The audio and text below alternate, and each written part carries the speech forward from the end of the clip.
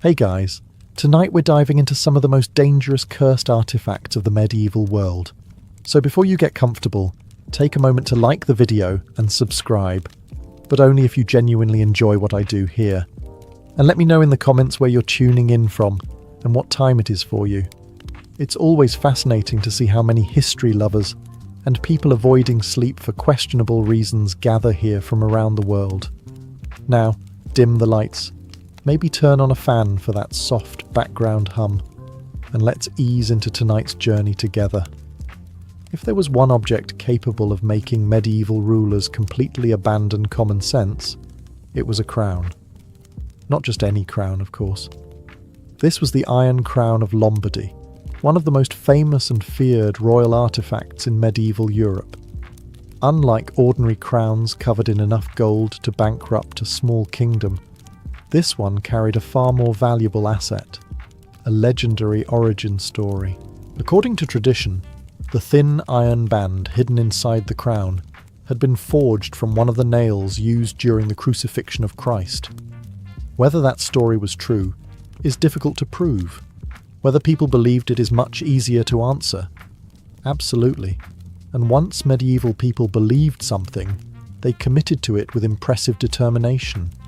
This was, after all, an age where a failed harvest, a comet, and an unusually aggressive goat could all be interpreted as divine messages.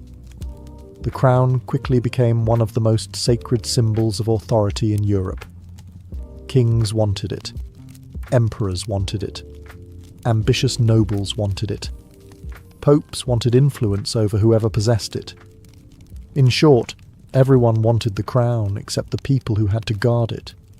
To be crowned with the Iron Crown meant more than becoming a ruler. It suggested that heaven itself approved of your reign. Unfortunately, heaven seemed strangely reluctant to provide customer support afterward. Over the centuries, ruler after ruler sought possession of the crown. Many of them soon encountered disasters that chroniclers eagerly connected to the artifact.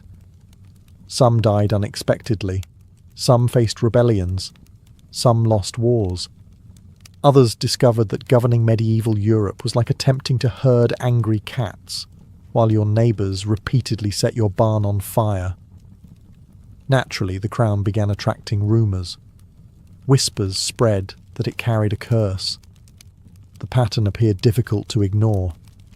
Powerful men fought desperately to obtain the artifact, only to find themselves facing endless misfortune once they had it. One famous admirer was Charlemagne, whose empire stretched across much of Western Europe. During his lifetime, he appeared unstoppable. Yet after his death, his vast empire slowly fragmented into competing kingdoms ruled by descendants who often seemed to regard family reunions as opportunities for civil war. Medieval storytellers looked at this situation and reached a conclusion. Clearly the crown was cursed. The possibility that dividing a massive empire among ambitious heirs might create problems received considerably less attention. As centuries passed, Holy Roman emperors continued travelling into Italy to claim the crown.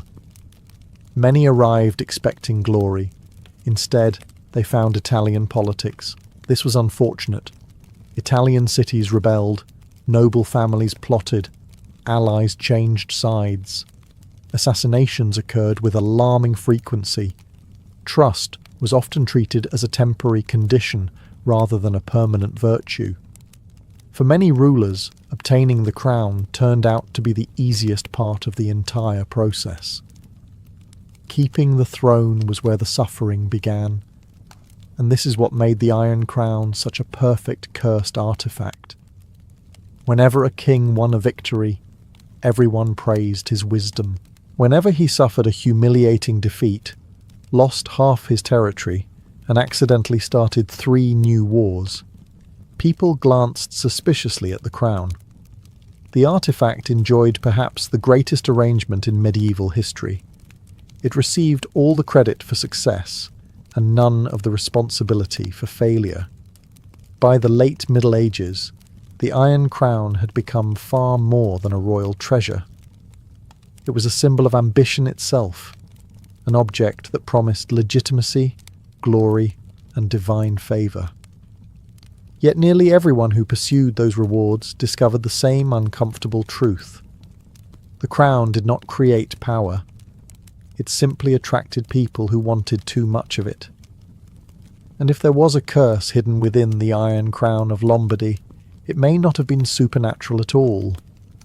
The real curse was convincing generations of rulers that one more crown would finally solve all their problems.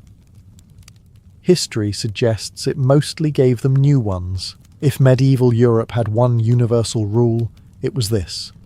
Whenever a mysterious gemstone appeared, somebody would eventually decide it was cursed. The Emerald of St. Mark was one such treasure. According to legend, this remarkable green stone found its way into the vast collection of relics and treasures held by Venice. Over time, stories emerged claiming that the emerald had an ancient and troubling history. Some whispered that it had once belonged to pagan priests. Others insisted it came from a forgotten temple somewhere in the east. A few storytellers, never satisfied with ordinary explanations, claimed demons themselves had guarded it before humans acquired it. As usual, nobody could agree on the details. The curse, however, was easier to agree upon. Venice during the Middle Ages was one of the richest cities on earth. Merchant ships arrived daily carrying silk, spices, gold, jewels, and enough luxury goods to make the average European peasant wonder whether they were living on the same planet. The city became fabulously wealthy. It also became fabulously paranoid. When fortunes were won and lost overnight, people constantly searched for explanations. If a merchant suddenly became rich, God had blessed him. If he suddenly lost everything, perhaps a curse was involved. The emerald became connected to a surprising number of unfortunate events. A merchant family suffered financial collapse. The emerald was blamed. A nobleman's ships vanished during a storm. The emerald was blamed. A political rival died unexpectedly. The emerald was blamed. A seagull stole someone's lunch near the harbour. Given enough time, the emerald probably would have been blamed for that too. The gemstone's reputation grew stronger with every new story. Some claimed that owners experienced vivid nightmares after spending time near it.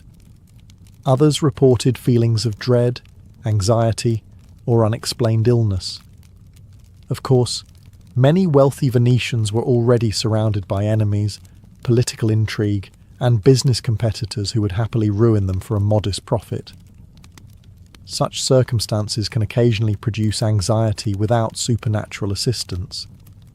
Yet the legends persisted. Part of the emerald's power came from its mystery. Nobody could fully explain where it had come from. The less people knew, the more imagination filled the gaps. And medieval imaginations were remarkably productive. This was the same era that occasionally solved unanswered questions by adding dragons. The truth is that Venice itself may have been the real curse. The city was a place of endless ambition.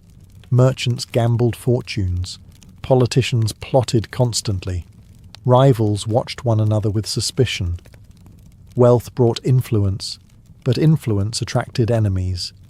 The emerald simply became a convenient symbol for all those dangers. Yet for centuries, people continued telling stories about the mysterious green stone. Because a cursed emerald is far more interesting than admitting that greed, jealousy, and politics were usually responsible for most disasters. And unlike cursed gemstones, those problems never went out of fashion. Few medieval artifacts inspired more fascination, fear, and outright obsession than the legendary Spear of Destiny. According to tradition, this was the very spear used by the Roman soldier Longinus to pierce the side of Christ during the crucifixion. If true, it would have been one of the most important relics in Christianity. If not true, it was still one of the most successful pieces of medieval marketing ever created. Over the centuries, Various rulers claimed to possess the spear. Each version came with impressive documentation, passionate defenders, and just enough mystery to keep arguments going for generations. And where there is mystery, a curse is rarely far behind. By the early Middle Ages, many believed the spear granted divine protection to whoever possessed it. Kings and emperors treated it as more than a relic. It was a symbol of legitimacy, power, and heavenly approval. The logic was simple. Own the spear, and God favours you. Lose the spear, and things may become complicated. Very complicated. One of the most famous owners was the Holy Roman Emperor Otto I. He carried the relic into battle and won spectacular victories. Chroniclers pointed to the spear as proof of divine support. Naturally, when rulers succeeded, the spear received credit. When rulers failed, explanations became more creative. As generations passed, stories accumulated. Some claimed no owner could be defeated while holding the spear. Others insisted disaster would strike the moment it left their possession. The problem was that history stubbornly refused to cooperate with these theories. Many rulers who possessed the spear still faced rebellions. They still lost battles. They still died. Quite a few discovered that owning a sacred relic did not prevent their relatives from plotting against them. This was an unfortunate surprise for medieval monarchs, who often considered family members their most reliable source of future betrayal. The spear's reputation grew stronger precisely because powerful people kept chasing it. The more valuable it became, the more dramatic its legends became. Soon the relic was surrounded by tales of supernatural power. Some believed it could determine the fate of empires. Others thought it protected entire kingdoms. Meanwhile, the average medieval peasant was probably wondering whether the spear could help with taxes. Sadly, no such miracles were reported. What makes the Spear of Destiny fascinating is not whether it was cursed, blessed, or genuinely authentic. It is the fact that generations of rulers believed an object could guarantee victory. Again and again, they placed their faith in a relic rather than the far less exciting necessities of government. Competent leadership, stable finances, loyal allies, and armies that actually arrived when summoned. The spear promised certainty in an uncertain world. That was its real power, and perhaps its greatest curse. Because once people become convinced that a single object can solve all their problems, disappointment is usually only a matter of time. Not every cursed artifact was a jewel, a crown, or a sacred relic. Sometimes it was a book, which may not sound particularly threatening today. Most books spend their lives quietly sitting on shelves, occasionally being purchased with good intentions before joining a growing collection of unread companions. But in the Middle Ages, books were different. Books were rare. Books were expensive. Books contained knowledge that most people would never have access to. And some books were believed to contain knowledge that nobody should have access to. Stories circulated throughout medieval Europe about mysterious manuscripts filled with strange symbols, cryptic diagrams, forgotten languages, and instructions that supposedly revealed hidden secrets of the universe. Monks copied them. Scholars studied them. Church authorities occasionally worried about them. Everyone else made up increasingly alarming stories about them. One recurring legend involved books that could summon spirits or demons when certain passages were read aloud. Another claimed that some manuscripts revealed future events. Others supposedly contained magical formulas inherited from ancient civilizations. Naturally, these stories made the books even more popular. Human curiosity has always worked in predictable ways. Tell people a book contains dangerous forbidden knowledge, and they immediately want to read chapter 1. Some medieval scholars became obsessed with collecting rare texts. They travelled across Europe searching monastery libraries and noble collections for forgotten manuscripts. Occasionally they discovered genuinely valuable works. Occasionally they found books so confusing that later generations assumed supernatural forces must be involved. After all, if nobody understands what they're reading, magic becomes a surprisingly popular explanation. One famous category of feared manuscripts involved books of alchemy. These texts promised hidden wisdom, secret transformations, and occasionally the possibility of turning ordinary metals into gold. Thousands of intelligent people spent years chasing these mysteries. The results were mixed. Gold remained difficult to produce. Strange smells were considerably easier. As stories spread, certain manuscripts gained reputations for bringing misfortune to their owners. A scholar falls ill after studying a book. The book is cursed. A monastery burns down years after acquiring a manuscript. The book is cursed. A researcher spends 20 years trying to decode mysterious symbols and achieves absolutely nothing. The book is definitely cursed. Modern academics might call this normal research frustration. Medieval observers preferred darker explanations. Yet these legends reveal something fascinating about the medieval world. People feared knowledge almost as much as they desired it. Books represented power. Power could change lives, and anything powerful enough to transform a person's understanding of the world was also powerful enough to frighten them. That is why certain manuscripts became cursed artifacts, not because demons lived within their pages, but because knowledge itself can be unsettling, especially when the book seems to know more than you do, which, to be fair, describes most textbooks. If there was ever a medieval king who could make a cursed artifact seem believable, it was King John of England. Long before he became a favourite villain in Robin Hood stories, John had earned a reputation for bad decisions, political disasters, failed military campaigns, and arguments with nearly everyone he encountered. His reign was so chaotic that later generations often struggled to decide whether his problems were caused by bad luck, poor judgment, or divine punishment. Naturally, a cursed ring eventually entered the story. According to various legends that emerged after his death, a royal ring associated with King John carried misfortune wherever it went. Some claimed the ring had been blessed and then corrupted. Others insisted it had once belonged to a holy figure before falling into unworthy hands. The details changed from storyteller to storyteller. The disasters remained remarkably consistent. John inherited a powerful kingdom, but quickly found himself losing territory in France. Noble families grew restless. The church became furious with him. His treasury was constantly under pressure. At one point, he managed to anger the Pope himself. This was generally considered an ambitious mistake. Most people struggled to upset their neighbours. John expanded his efforts internationally. As his troubles multiplied, rumours spread that something dark followed him.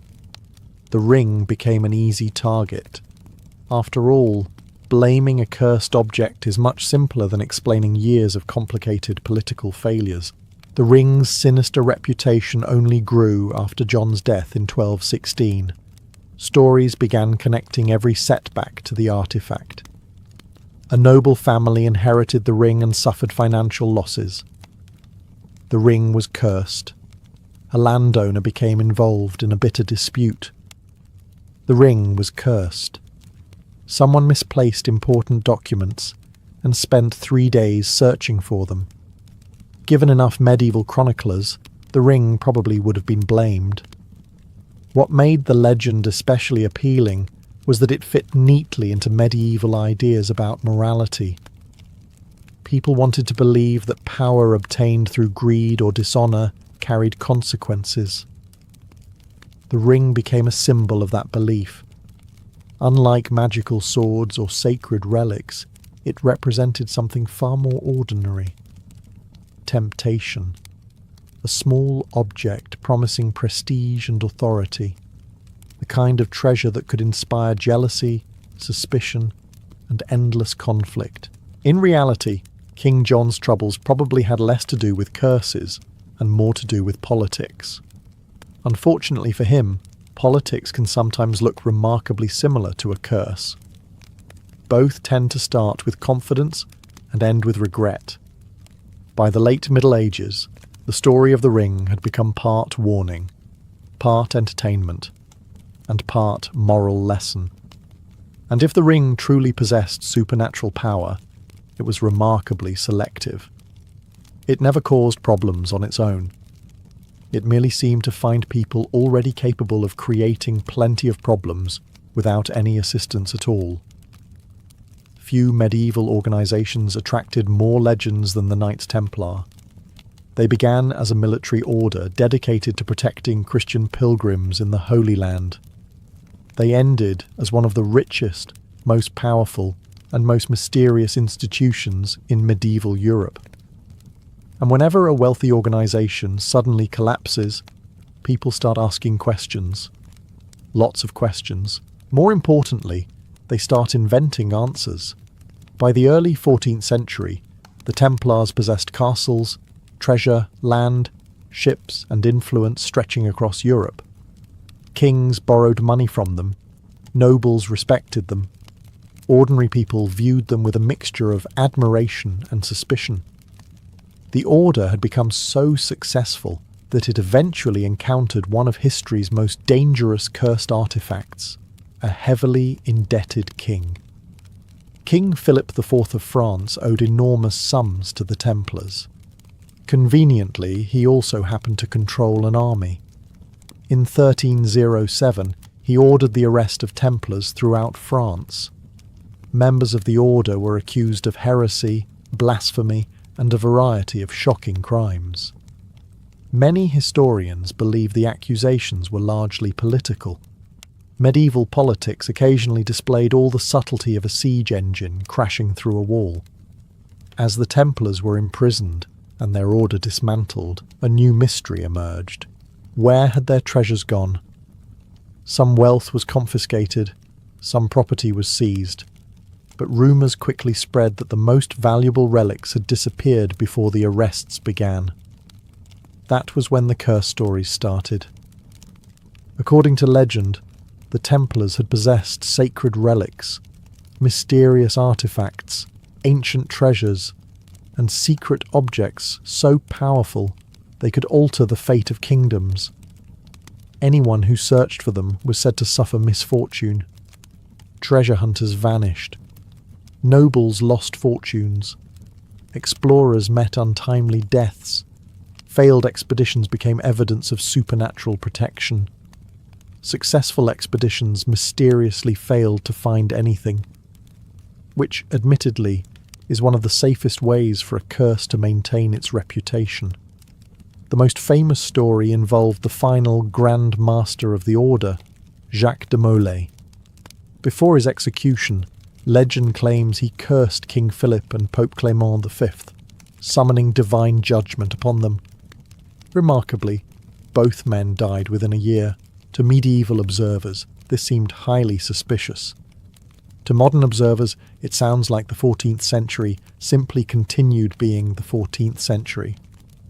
Nevertheless, the curse endured. For centuries, treasure hunters searched for lost Templar relics hidden beneath castles, buried in forests, concealed in churches, or transported to distant lands. Most found disappointment. A few found empty wallets, and some discovered the timeless truth that searching for legendary cursed treasure is rarely as profitable as the legends suggest. The greatest Templar curse may not have been supernatural at all. It was convincing generations of people that the treasure was still waiting just around the next corner.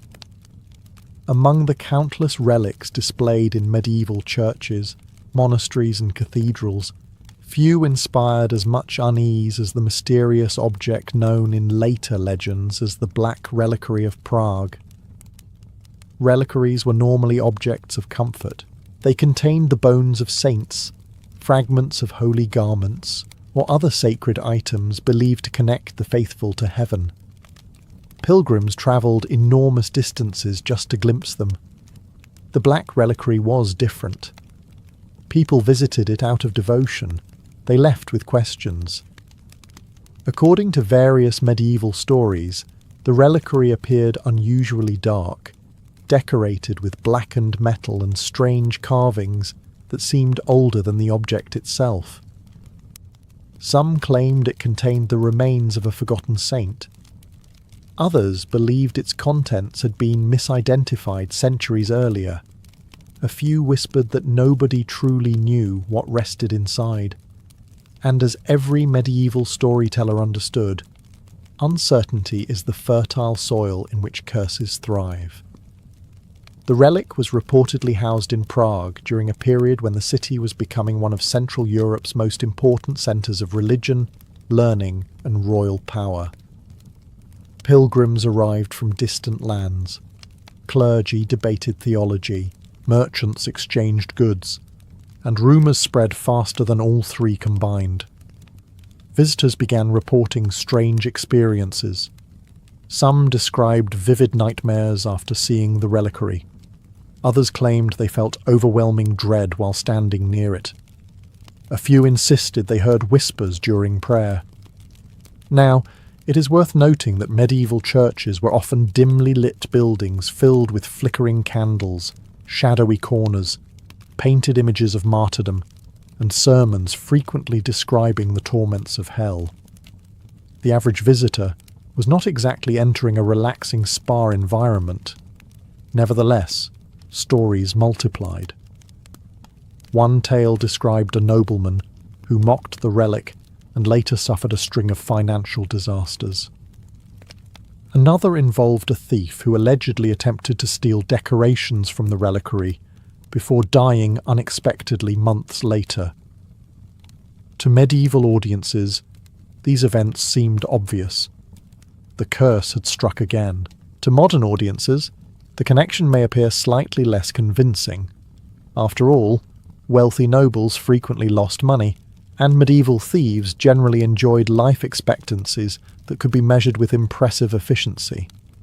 Yet the reliquary's reputation only grew. Clergy treated it carefully. Pilgrims approached it cautiously. Chroniclers recorded its strange history. Every new misfortune added another layer to the legend.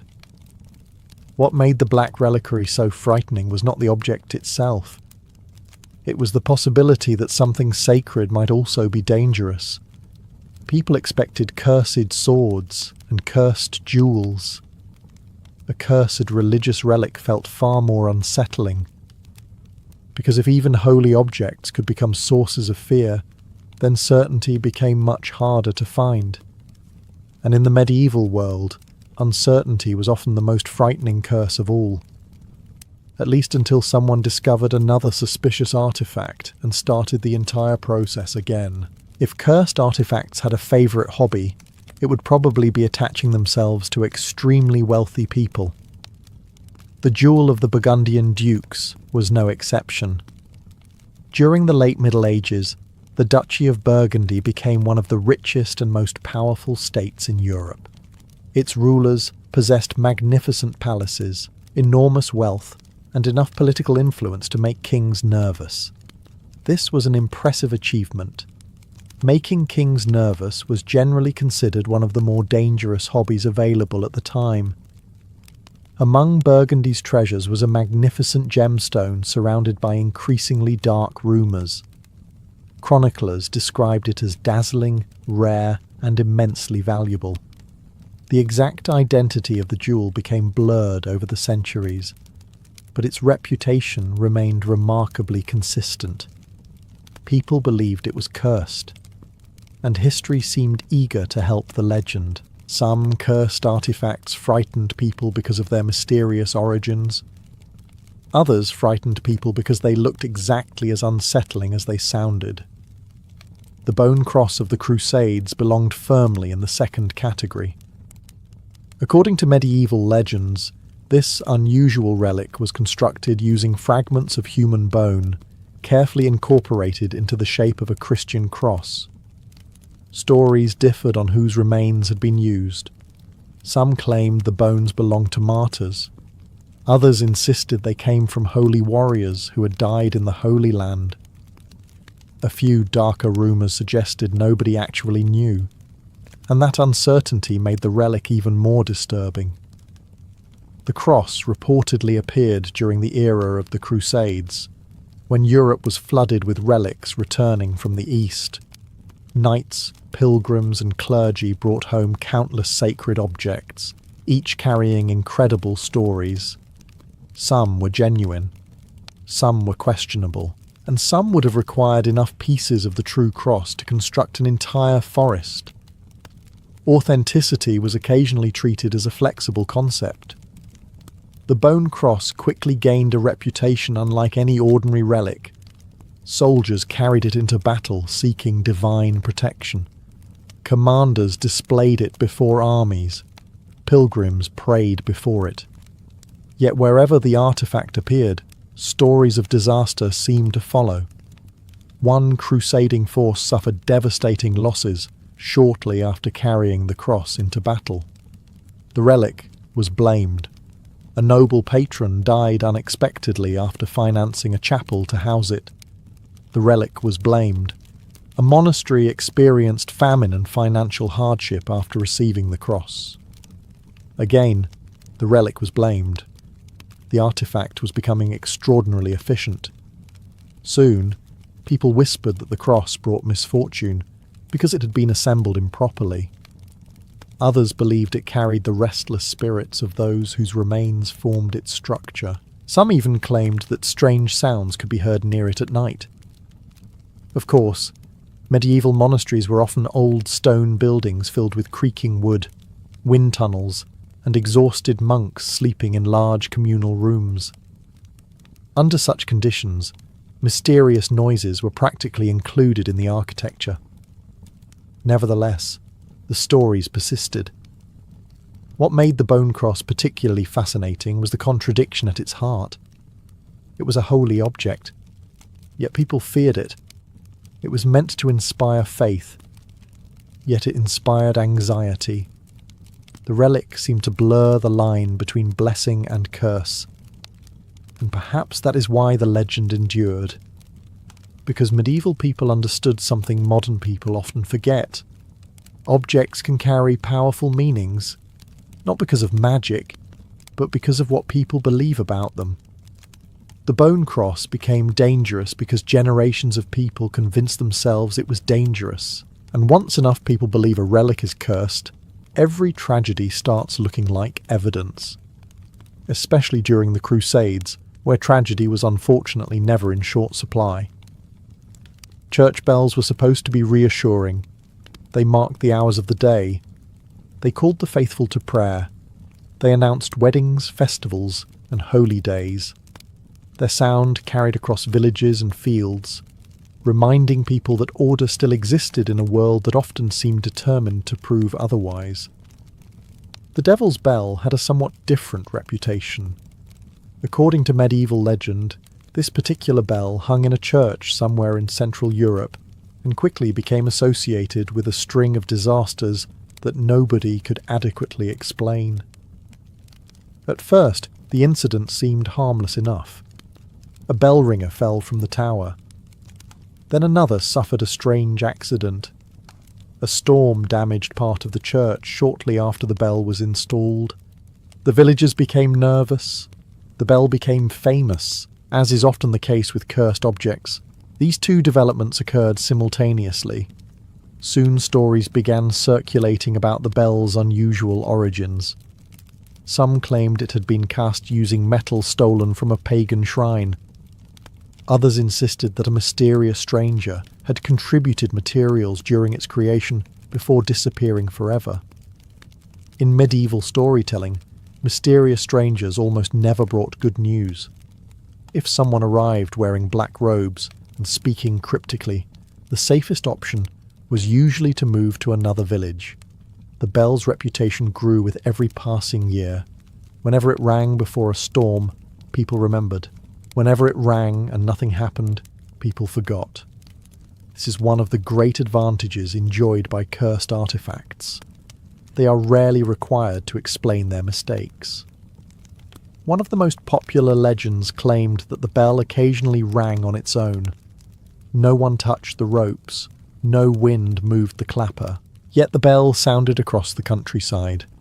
To frightened villagers, this was proof that dark forces were at work. To modern observers, it sounds suspiciously like the sort of thing that happens when giant metal objects hang hundreds of feet in the air for decades. But medieval people preferred more exciting explanations. Another tale described a priest who openly mocked the bell's reputation. Shortly afterward, he became seriously ill. The connection seemed obvious. The curse had struck.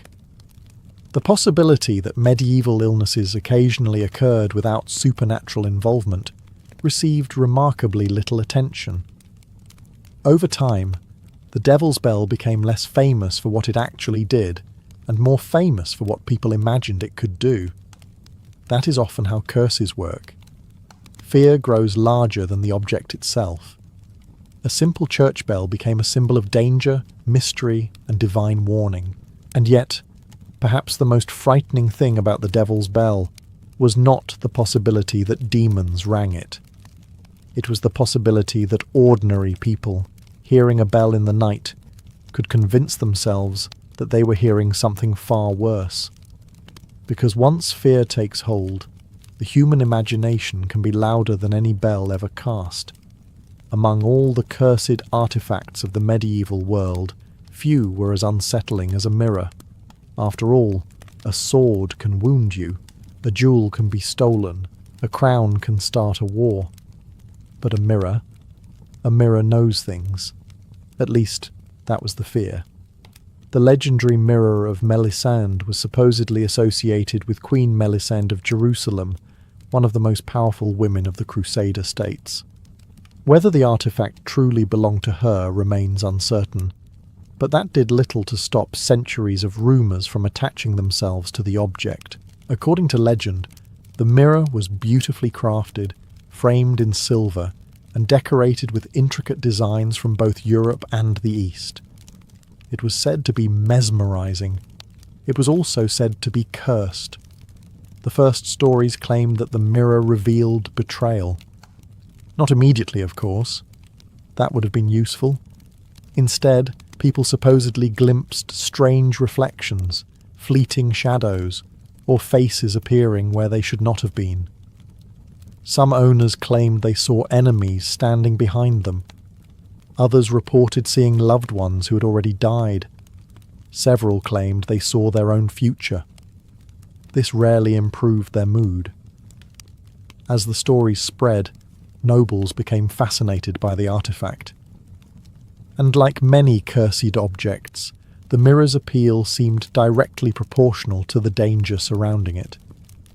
The more terrifying the stories became, the more people wanted to look into it. Human beings have maintained this habit for centuries. Put a sign saying, "Do not enter," on a door, and someone immediately begins wondering what is inside. One medieval lord allegedly spent hours staring into the mirror each night, searching for hidden messages. Before long, he became convinced that several members of his household were plotting against him. Perhaps they were. Perhaps they were not. Either way, his paranoia created enough enemies to make the distinction largely irrelevant. Another tale described a noblewoman who supposedly saw signs of her husband's infidelity reflected in the glass. The resulting scandal became famous. The mirror received credit. The husband received considerably less sympathy. Over time, the artifact gained a reputation for revealing uncomfortable truths. This made it one of the most feared cursed objects in aristocratic circles. Not because it killed people, not because it summoned demons, but because it forced people to confront things they preferred not to know, or imagined things they wished they had never seen. The distinction became difficult to maintain. Perhaps that was the true curse of the Mirror of Melisande. Not supernatural visions, not dark magic, simply uncertainty. Because once a person begins doubting what they see, every reflection becomes suspicious. And in medieval courts, where conspiracies, betrayals and rivalries were already common, that was more than enough to create disaster. Sometimes the most dangerous cursed artifact is not the one that changes reality. It is the one that changes how people see it. Few medieval artifacts managed to combine religion, luxury, death, and deeply questionable dinner party decisions, quite like the skull chalice. According to legend, this ornate drinking vessel was crafted from a human skull, carefully decorated with silver, gold, and precious stones. Depending